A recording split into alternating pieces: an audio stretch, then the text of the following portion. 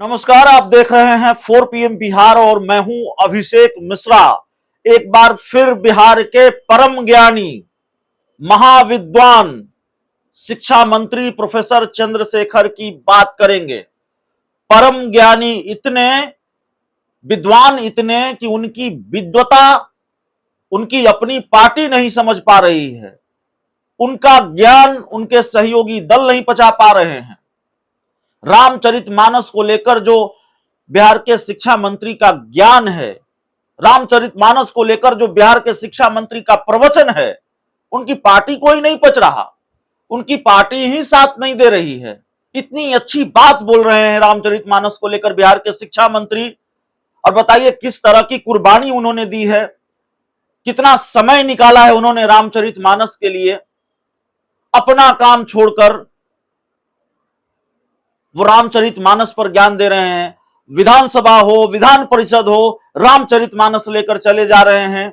इतने परम ज्ञानी शिक्षा मंत्री को तो अवार्ड मिलना चाहिए था। उल्टे तेजस्वी यादव, उन्हीं की पार्टी के नेता कह रहे हैं ये ठीक नहीं है, काम पर ध्यान देना चाहिए। उन्हीं की पार्टी के बड़े नेता कह रहे हैं, शिवानंद तिवारी कह रहे हैं संविधान खतरे में है, प्रोफेसर चंद्रशेखर पहले संविधान की लड़ाई लड़ें। जेडीयू कह रही है कि मंत्री जी, अगर आपका ज्ञान यही है रामचरितमानस को लेकर कि पोटेशियम साइनाइड है रामचरितमानस में, कृपया करके अपना ये ज्ञान अपने तक सीमित रखिएगा। ये हालत है बिहार के शिक्षा मंत्री की। बिहार का कोई दूसरा शिक्षा मंत्री, बिहार के किसी दूसरे शिक्षा मंत्री का नाम बता दीजिए जो इतने परम ज्ञानी हो, जिनकी ये हालत हो, जिनकी ये स्थिति हो। ज्ञान बांट रहे हैं, लगातार बांट रहे हैं, कोई ले नहीं रहा है। अपनी पार्टी भी नहीं पचा पा रही है उनके परम ज्ञान को, और सहयोगी दल तो पचा ही नहीं पा रहे हैं। अब शिक्षा मंत्री का नया ज्ञान सुनिए। खूब बात कर रहे हैं, बात करने का मन भी नहीं होता। बिहार जैसे बड़े राज्य के शिक्षा मंत्री अगर काम छोड़कर रामचरितमानस की बात कर रहे हो, पता नहीं उन्होंने कभी बिहार के सरकारी स्कूलों का मिड डे मील चखा है कि नहीं चखा है। चखा है तो वो तस्वीर हमने नहीं देखी, शायद नहीं चखा है। पता नहीं वो सरकारी स्कूलों में कभी विजिट करने गए हैं कि नहीं गए हैं, और कितने सरकारी स्कूलों में विजिट करने गए हैं मैंने नहीं देखा है। हो सकता है गए हों। मैंने बस यही देखा है कि शिक्षा मंत्री जी, ऐसा लगता है कि शिक्षा मंत्रालय के अलावा उनको अतिरिक्त प्रभार या विशेष प्रभार रामचरितमानस का दिया गया हो। शिक्षा मंत्रालय का काम बिहार में शिक्षा की स्थिति को सुधारना उनकी प्रायोरिटी में नहीं है। नया ज्ञान सुनिए जरा बिहार के शिक्षा मंत्री का, वो क्या कह रहे हैं।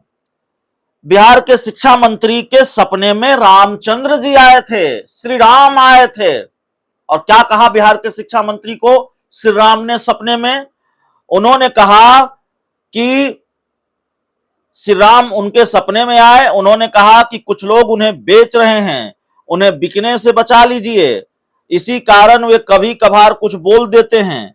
राम भी जाति व्यवस्था से कुपित थे, उन्होंने सबरी के जूठे बेर खाकर संदेश दिया, लेकिन आज सबरी का बेटा को मंदिर जाने से रोका जा रहा है। यह दुखद है। राष्ट्रपति और मुख्यमंत्री को मंदिर जाने से रोक दिया जाता है, मंदिर को गंगाजल से धोया जाता है। भगवान ने सोचा कि वे बेर खा लेंगे तो दुनिया खाने लगेगी, लोगों ने उन्हें अकेले छोड़ दिया, खाली धूप बत्ती दिखाकर उन्हें छोड़ दिया जाता। ये तमाम ज्ञान जो पहले भी देते रहे हैं, लेकिन एक विशेष ज्ञान बिहार के शिक्षा मंत्री ने पहली बार दिया कि श्री राम उनके सपने में आए थे और कहा कि मुझे बेचा जा रहा है, मुझे बिकने से बचा लो। पता नहीं माता सरस्वती कभी सपने में आई कि नहीं आई शिक्षा मंत्री जी के। बिहार के शिक्षा मंत्री प्रोफेसर चंद्रशेखर के सपने में कभी विद्या की देवी सरस्वती आई या नहीं आई, और पता नहीं क्यों नहीं आई। श्री राम अगर सपने में आ सकते हैं तो मां सरस्वती को भी अब तक आ जाना चाहिए था, या प्रोफेसर चंद्रशेखर बता नहीं रहे हैं। मां सरस्वती ने, शिक्षा मंत्री जी, मां सरस्वती ने आकर आपसे नहीं पूछा कि आपको काम कुछ दूसरा दिया गया है, आपको विद्या का जो विद्या की स्थिति है, या गरीब जो बच्चे हैं सरकारी स्कूलों में पढ़ते हैं, या शिक्षा व्यवस्था में तमाम तरह की जो दिक्कतें हैं उनको दूर करना है, उसका दायित्व आप पर सौंपा गया है, उसका निर्वहन ठीक से कीजिए। ये नहीं कहा मां सरस्वती ने, पता नहीं मां सरस्वती आपके सपने में क्यों नहीं आई, श्री राम आ रहे हैं। तो बहुत हास्यास्पद स्थिति बना ली है बिहार के शिक्षा मंत्री ने खुद की। बहुत तल्खी के साथ आज बात करनी पड़ रही है। बिहार जैसा बड़ा राज्य, जहां हमने भी बोरे पर बैठ के पढ़ाई की है सरकारी स्कूलों में, और जहां आज भी कई सरकारी स्कूलों की स्थिति ऐसी है, बिल्कुल डंके की चोट पर कह रहा हूं और कैमरे के सामने कह रहा हूं तो जिम्मेवारी के साथ कह रहा हूं कि बिहार के कई सरकारी स्कूलों की स्थिति ऐसी है कि एक ही कमरे में कई क्लास के बच्चे पढ़ते हैं, उसी में मिड डे मील भी बनता है। और मिड डे मील की क्वालिटी कैसी होती है, मैं ये नहीं कह रहा कि बिहार के सारे स्कूलों की स्थिति ऐसी है, अच्छे स्कूल भी मिलेंगे, अच्छे सरकारी स्कूल भी मिलेंगे, लेकिन ज्यादातर स्कूलों की स्थिति ठीक नहीं है। शिक्षा के क्षेत्र में करने को और बहुत काम है, बहुत सारी दिक्कतें हैं शिक्षा व्यवस्था को लेकर। स्कूलों में विजिट करने नहीं जाते शिक्षा मंत्री, मिड डे मील चखने नहीं जाते, एक दिन चख लिया होता। आप सबरी के जूठे बेड़ की बात कर रहे हैं, जाइए किसी सरकारी स्कूल का मिड डे मील चख लीजिए मंत्री जी, नहीं चखेंगे। रामचरितमानस पर ज्ञान देना आसान है, क्योंकि सिर्फ ज्ञान देना है। हाथ में रामचरितमानस लेकर विधान परिषद में चले जाना है, विधानसभा में चले जाना है। और आपसे सवाल है शिक्षा मंत्री जी कि अगर आपका ज्ञान इतना ही परम ज्ञान है, आप इतने ही परम ज्ञानी हैं, तो फिर आपकी पार्टी को क्यों नहीं पच रहा? तेजस्वी यादव को क्यों ये कहना पड़ता है?